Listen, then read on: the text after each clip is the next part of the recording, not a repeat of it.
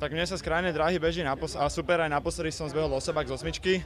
Len dneska nebežal som ideálne, nebudem sa vyhovárať na nič, podmienky boli fajn. Trošku sa mi to dostalo do hlavy, že je to vlastne prvá U23, musím uznať, že musím zapracovať túto. A pokopal som strašne veľa prekážok.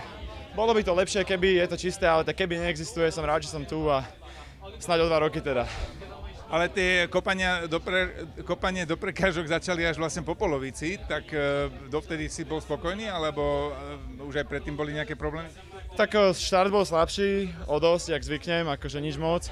A potom som sa cítil, že fajn, dobieham, už som to chcel moc, začal som kopať preky, čiže jediné, čo bolo dobré, možno, že prekážka 2 až 5, ale predtým prvá a zvyšných 5, úplná katastrofa.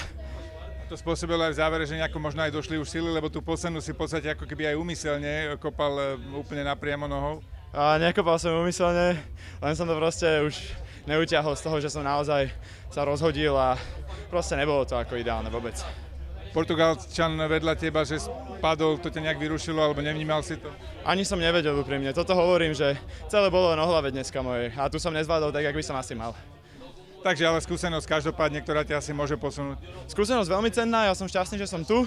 Aspoň viem, čo od tohto na budúce čakať a verím, že sa pripravím lepšie.